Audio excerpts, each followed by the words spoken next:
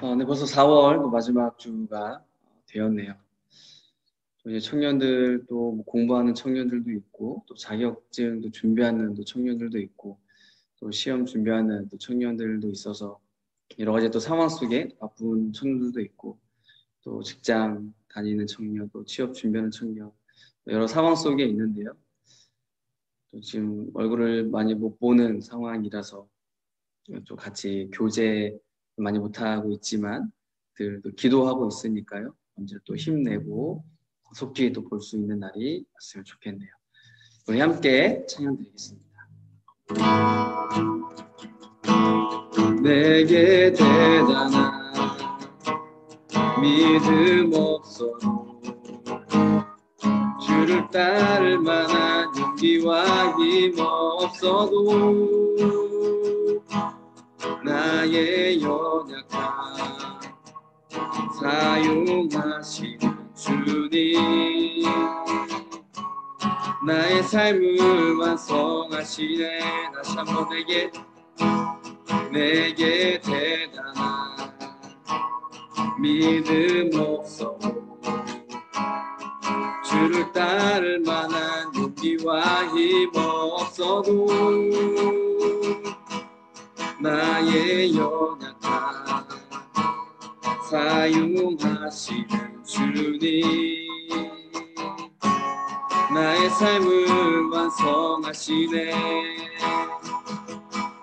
모든 생활 속에 주와 동행하네. 말하지 않아도 나의 마음을 아시네. 나를 위해 보이신 사랑이 오늘도 날 살게 하시네. 늘 이끄시는 주님만 따라가네. 나의 하루를 지켜주시고 주의 사랑 안에 자라가게 하시네. 나의 믿음을 사용하시는 주님 나의 삶을 기대하시네. 다시 한번 나의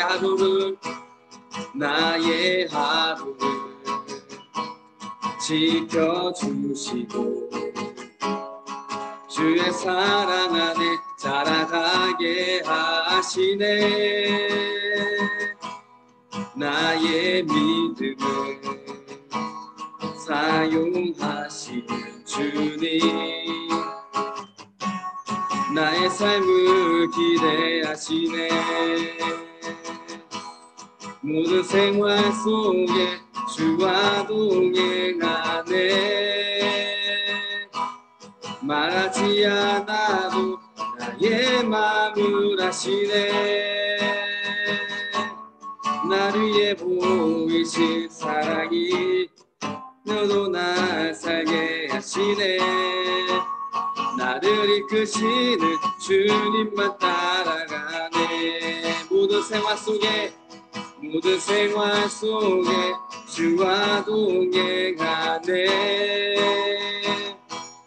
말하지 않아도 나의 마음을 아시네. 나를 위해 보이신 사랑이 오늘도 날 살게 하시네.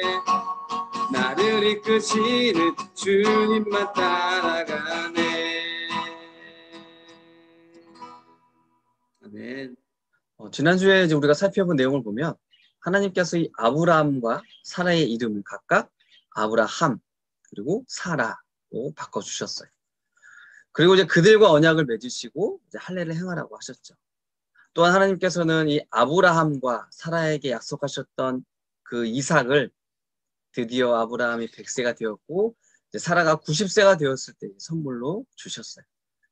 그리고 이제 오늘은 이 아브라함과 그의 아들인 이삭 사이에 있었던 그 일을 통해서 그렇지만 아브라함의 그런 순종과 이삭의 순종의 모습 그리고 모든 것들을 또 준비하시는 하나님에 대해서 함께 살펴볼 거예요.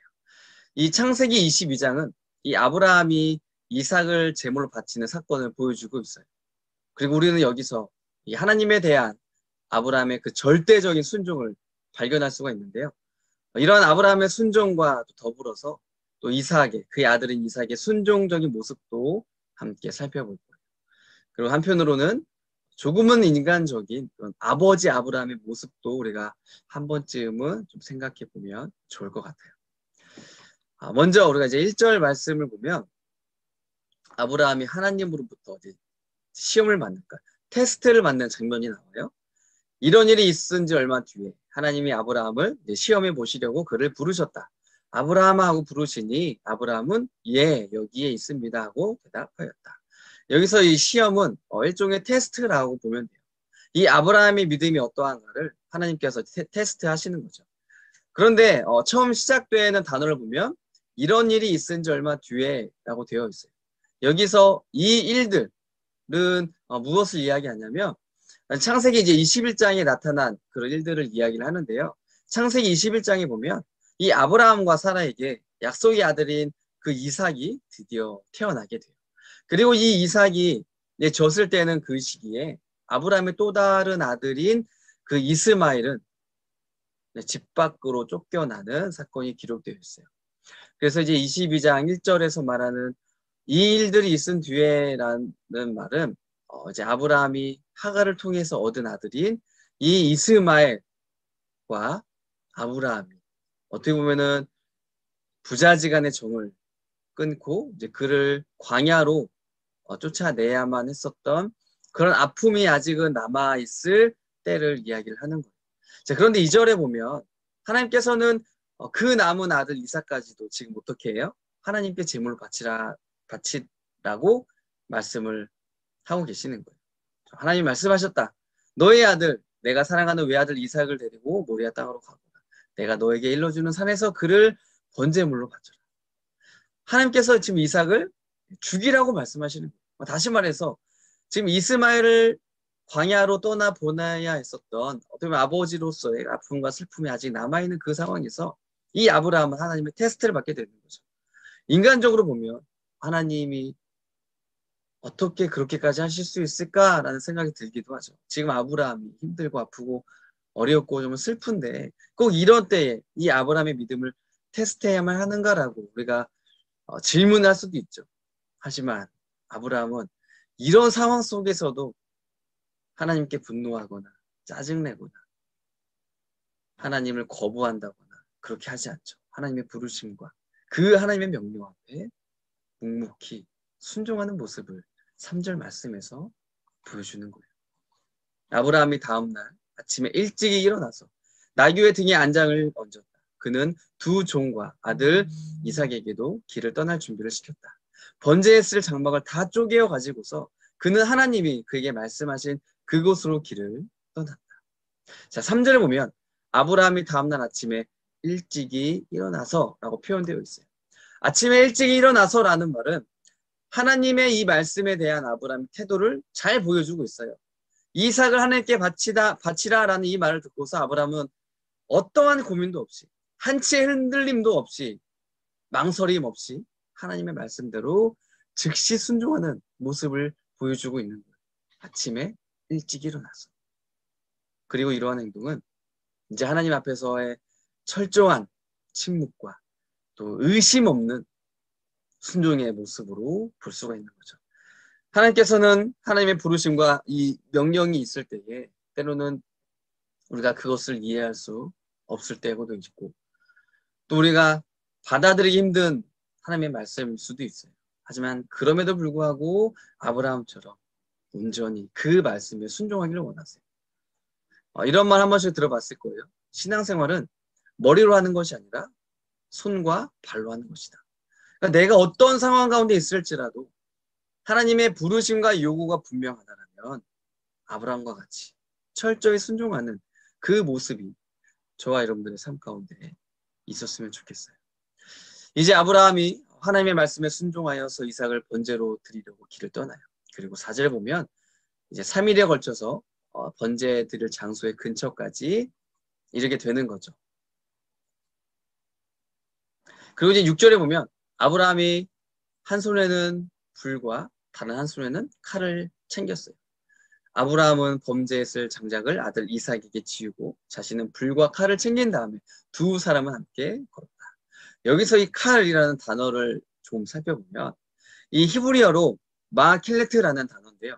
이 단어가 쓰인 곳을 우리가 성경에서 찾아보면 사사기 19장 29절에 보면 그 죽은 사람을 죽은 시신을 12덩어리를 나눌 때 사용한 굉장히 예리한 칼로 등장이 돼요. 그러니까 지금 아브라함이 그 손에 들려진 칼이 바로 이러한 칼이 사람을 혹은 짐승을 나눌 때에 사용되어지는 굉장히 예리한 칼. 그 칼을 아브라함이 갖고 있었던 거죠. 그만큼 지금 아브라함은 어떤 결단을 한 거예요? 하나님께 번제물로 바치라라는 그 말씀을 듣고 번제물로 바치려면 어떻게 해요? 짐승을 쪼개서 하나님께 태워서 번제로 드리잖아요. 그러니까 그 마찬가지로 이 아들을 자신의 손으로 직접 쪼개서 하나님께 드리겠다라고 하는 그런 결단이 이 아브라함의 마음 가운데 있었다라는 거예요.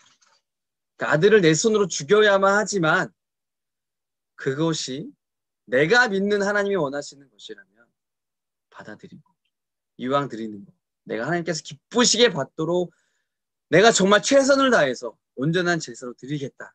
이것이 아브라함의 결단이었어요. 이런 아브라함의 모습은 아버지와 아들의 그런 정보다는 또한 자식을 잃은 아버지의 슬픔보다 하나님의 말씀이 내 인생에서 가장 중요하고 반드시 순종해야 하는 것이다. 그 믿음이 이 아브라함 가운데 있었던 거죠. 자, 그러면 자식을 죽여서 하나님께 바치라고 하는 이 자식이죠. 아브라함한테는 자식이잖아, 이삭이. 이 이삭을 죽여서 하나님께 바치려고 하는 이 아버지, 아브라함을 본 그 이삭은 어떻게 반응을 했을까요? 자, 7절 말씀에 보면 이삭이 아버지 아브라함에게 질문을 해요. 이삭이 그의 아버지 아브라함에게 말하였다. 그가 아버지하고 부르자 아브라함이 얘야 왜 그러느냐고 대답하였다. 이삭이 물었다. 불과 장작은 여기 있습니다마는 번제로 바칠 어린 양은 어디에 있습니까? 아버지 지금 불과 장작도 있는데 번제로 바칠 어린 양이 어디에 있습니까? 이 말을 듣고 아브라함이 8절을 보면 이렇게 말을 하죠. 아브라함이 대답하였다. 얘야 번제로 바칠 어린 양은 하나님이 순수 마련하여 주실 것이다. 두 사람이 함께 걸었다. 자, 하나님께서 번제로 바칠 양을 순수 마련해 주실 것이다 라고 대답을 했죠. 그리고 번제해 드릴 곳으로 두 사람이 이제 아무 말 없이 이동하게 되었어요. 자, 여기서 아브라함의 대답을 들은 이삭은 더 이상 어떤 질문도 아무 말도 하잖아요. 이러한 모습을 보면 우리가 아브라함의 그 순종의 모습처럼 이삭도 역시 그 아버지를 따라서 하나님의 말씀 그리고 아버지 아브라함의 말에 순종하는 모습을 발견할 수가 있어요. 그러니까 아버지 아브라함이 하나님의 그 명령 앞에 말씀 앞에 철저한 침묵과 순종으로 행동을 했던 것처럼 지금 그 아들 이삭 역시도 어떻게 해요? 아버지 아브라함 앞에서 철저한 침묵으로 순종으로 나아가고 있다라는 거예요. 왜냐하면 이삭이 아버지한테 번제할 어린 양 어디 있습니까? 라고 질문을 할 정도라면 이삭은 이 번제라는 제사 의식에 대해서 알고 있었다라는 거죠. 그만큼 성장했다라는 거예요. 또한 6절에 보면 이 아브라함이 이삭에게 번제했을 나무를 이제 지고 이제 올라가게 하거든요. 그러니까 이것을 봤을 때도 이삭은 이 모리아 산에 오를 때 그 번제했을 땔감을 지고 올라갈 정도의 힘이 있는 상태였어요. 반면에 아브라함은 지금 100세가 넘은 할아버지죠. 이런 아브라함이 9절에 보면 이삭을 묶었어요. 묶어서 장작 위에 올려놓거든요. 그런데 우리가 지금까지의 상황들을 봤을 때 이삭은 충분히 자기의 힘으로 아버지가 나를 결박할 때에 그것을 거부할 수가 있었고 또 대항할 수도 있었어요. 아버지보다 힘이 세니까요. 그리고 내가 여기에 있다가는 내가 정말 이제 죽겠구나 라는 것을 이삭은 충분히 알고 있었죠. 하지만 그럼에도 불구하고 이삭은 어떻게 행동을 했어요? 아버지 아브라함을 본받아서 침묵했어요. 순종했어요. 아버지 아브라함처럼 이 이상 역시 그 하나님의 말씀, 또 아버지의 말씀에 침묵과 순종으로 나아갔다는 거예요. 그리고 이제 드디어 이삭을 번제로 드릴 모든 준비가 마쳐지게 된 거죠. 그리고 그동안 침묵으로 또 순종함으로 이 아브라함과 또 이삭의 그 했었던 행동을 지켜보셨던 하나님께서 말씀을 해주시는 거예요.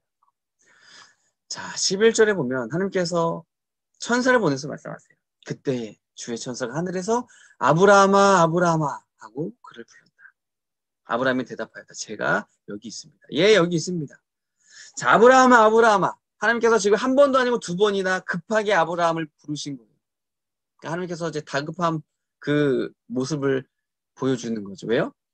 1초라도 지금 늦게 부르면은 정말로 아브라함이 그 이삭을 그 예리한 칼로 이제 죽이게 되는 그런 너무나 긴박한 상황이기 때문에 하나님께서 이제 급하게 아브라함을 두 번씩이나 불렀던 거예요. 아브라함, 아브라함아! 이삭을 죽이면 안 된다. 라고 하는 그런 하나님의 마음. 또한 이 아브라함으로 하여금 자신의 아들 이삭을 죽이지 못하도록 하나님께서 해주시는 거예요. 왜요? 진짜 죽는 게 하나님의 뜻이 아니거든요. 단지 아브라함의 믿음을 이제 테스트하기 위한 것이기 때문에 진짜 죽으면 안 되잖아요. 그래서 그것을 막으시는 하나님의 모습인 거죠. 그러니까 하나님은 사람을 제물로 받으시는 분이 절대 아니세요. 그러면 왜 이런 테스트를 했을까요? 아브라함이 이 세상 그 무엇보다 설사 자기의 자식보다 더 하나님을 사랑하는지, 그리고 하나님의 말씀이라면 그것이 이해가 안 되고 때로는 고통스러울지라도 그 말씀에 순종하는지, 그것을 보기 위해서였어요. 이처럼 하나님은 우리를 그 어떤 것보다 소중히 여겨주시고 지켜주시는 분이세요. 그래서 아브라함이 이삭을 죽이지 못하도록 하신 거죠. 그리고 또한 이삭 역시도 죽지 않도록 하나님께서 직접 막아주시는 거예요. 왜요? 아브라함도 소중하고 이삭도 하나님께 너무나도 소중하고 귀한 존재이기 때문이죠. 그리고 이제 아브라함을 불러서 그 행동을 멈추게 하신 다음에 하나님께서 이렇게 말씀하시는 거예요. 천사가 말하였다. 그 아이에게 손을 대지 마라. 그 아이에게 아무 일도 하지 말아라. 내가 너의 아들, 너의 외아들까지도 나에게 아끼지 아니하니 내가 하나님 두려워하는 줄을 내가 이제 알았다. 드디어 이제 하나님의 테스트가 끝났어요. 그리고 아브라함은 이 하나님의 테스트에 합격을 한 거예요. 그리고 이것을 통해서 하나님께서는 아브라함이 하나님을 두려워한다 라는 것을 알았어요. 여기서 하나님을 두려워한다라는 말은 이 세상을 창조하시고 또한 모든 것을 하실 수 있는 그 하나님을 전적으로 신뢰하고 또한 하나님께 자신의 모든 것을 다 맡겼다라는 것을 의미를 하고 있어요.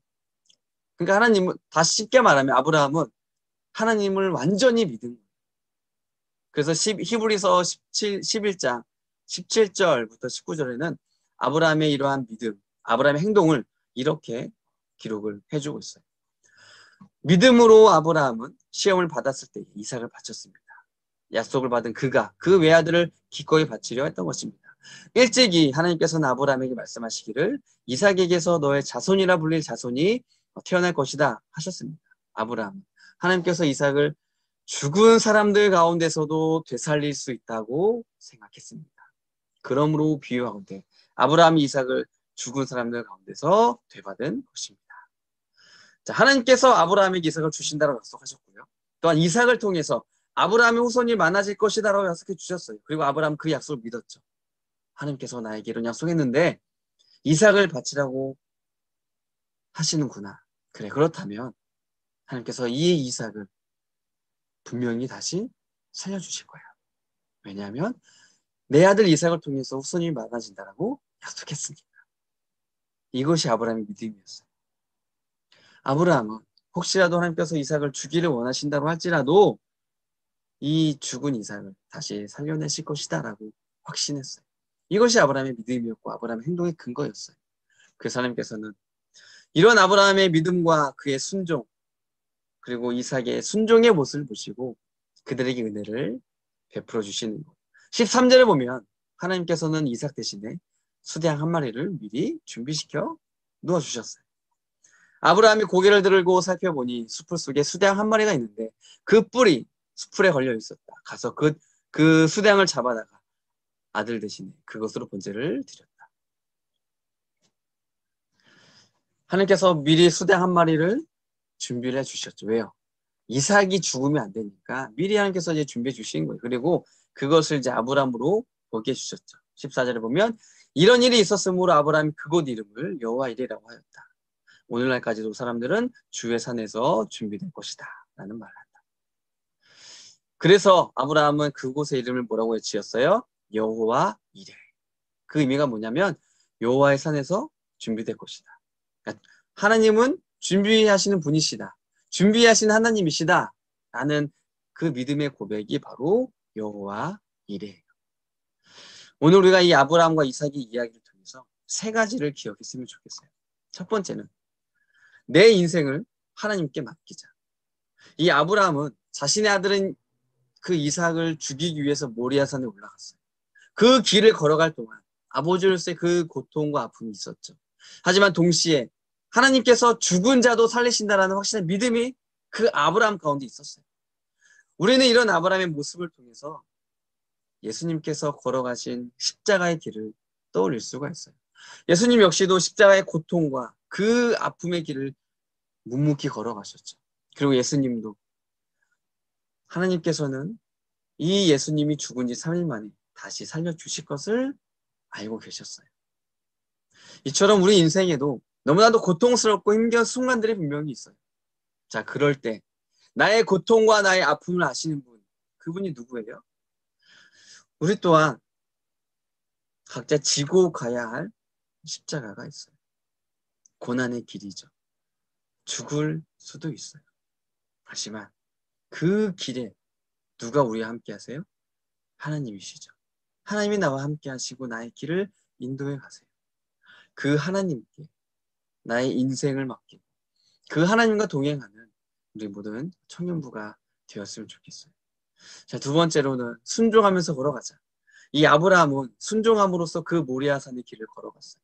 그리고 이삭도 아버지에게 순종하는 마음으로 거부하지 않고 반항하지 않고 그 길을 묵묵히 침묵하며 순종하며 따라갔어요.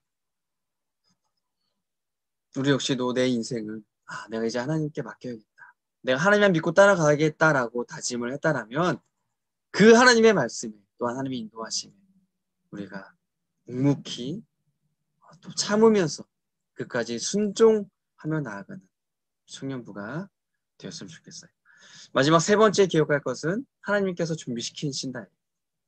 내 인생을 내가 하나님께 맡기고 내가 그 하나님의 말씀에 하나님의 인도하심에 순종하면서 걸어간다면 하나님이 분명히 하나님께서 준비하신 것, 하나님께서 계획하신 것을 내 인생 가운데서 반드시 실행시키시는 분이세요. 이것을 믿었으면 좋겠어요. 물론 나의 인생에 또 나의 앞날에 무엇이 준비되어 있고 계획되어 있는지 우리는 많은 부분들을 알 수가 없어요. 하지만 그렇다고 할지라도 하나님께서는 나를 위해서 준비하신다. 이 믿음을 갖고 이 여호와 이레의 하나님을 끝까지 믿고 따라가는 우리 청년부가 되었으면 좋겠어요. 내 인생을 하나님께 맡기고 순종하면서 걸어감을 통해서 하나님의 준비하심을 경험하는 우리 청년부 한 사람 한 사람이 다 되기를 주님의 이름으로 소망합니다.